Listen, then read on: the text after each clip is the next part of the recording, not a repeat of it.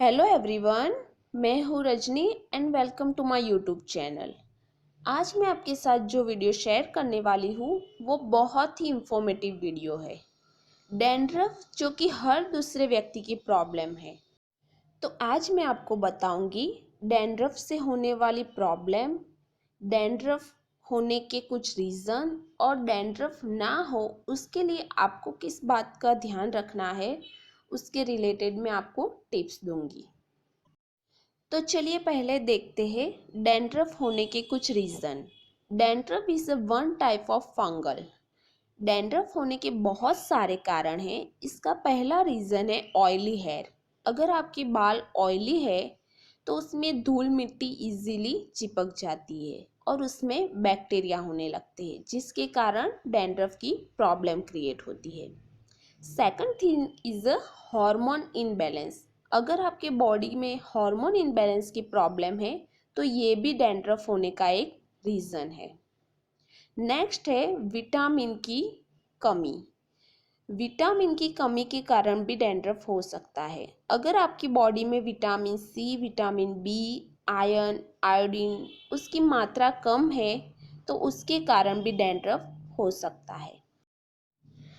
Next है कि अगर आप अपने बालों की रेगुलर सफाई ना करें तो भी उससे बैक्टीरिया होने लगते हैं और डैंड्रफ हो जाता है। तो ये थे डैंड्रफ होने के कुछ बेसिक रीजंस। अब मैं आपको बताऊंगी डैंड्रफ से होने वाली कुछ और समस्या के बारे में। डैंड्रफ की वजह से पहले तो आपको अपने बालों में खुजली बहुत होती है। दूसरा है कि डैंड्रफ आपकी स्कैल्प को भी डैमेज करता है, जिसके कारण जड़ें कमज़ोर हो जाती है और हेयर फॉल की समस्या बढ़ जाती है। पिंपल होने का भी एक रीज़न है डैंड्रफ। अगर आपके बालों में डैंड्रफ हो रहा है तो आपको अपने माथे के हिस्से में पिंपल की प्रॉब्लम हो सकती है। डैंड्रफ के कारण बाल बहुत ही ड्राई हो जाते हैं और बेजान लगते हैं। तो चलिए देखते हैं कि आपको किन चीज़ों का ध्यान रखना है जिससे डैंड्रफ ना हो। पहला है कि आप वीक में 3 बार अपने बालों को किसी अच्छे शैम्पू से ज़रूर धोएं।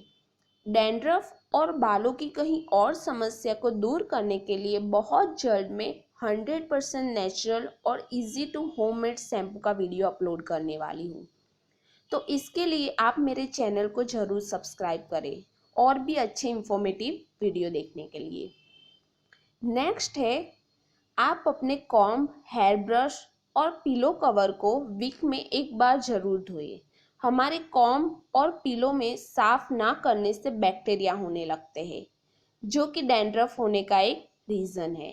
आप किसी और का भी हेयर ब्रश और पिलो यूज़ ना करें। नेक्स्ट है आप जब भी अपने बालों को किसी शैम्पू और कंडीशनर करें तो उसके बाद एटलीस्ट 10 से 15 मिनट तक पानी से अच्छे से धोएं। अगर आपके बालों में शैम्पू और कंडीशनर रह जाता है तो उसकी गंदगी के कारण भी स्कैल्प पर डैंड्रफ होने लगता है। रेगुलर अपने बालों में हेयर ऑयल से मसाज जरूर करें। वीक में एक बार डैंड्रफ के लिए कोई अच्छा हेयर पैक जरूर लगाएं। आप आंवला, अरीठा, सिकाकाई का पाउडर बना दें। उस पेस्ट में आप थोड़ा सा दही और थोड़ा सा नींबू का जूस ऐड कर दें और इस हेयर पैक को अपने बालों में हफ्ते में एक बार जरूर लगाएं। इससे आपके डैंड्रफ की प्रॉब्लम दूर हो जाएगी। बाल धोने के 15 मिनट पहले अपने बालों में लेमन जूस लगाएं और बाद में हेयर वॉश करें। लेमन जूस में विटामिन सी और साइट्रिक एसिड प्रॉपर्टी है जो डैंड्रफ रिमूव करने में बहुत ही हेल्पफुल है। अपने खाने में हेल्दी फूड लें। फ्रेश वेजिटेबल और फ्रूट जरूर खाएं।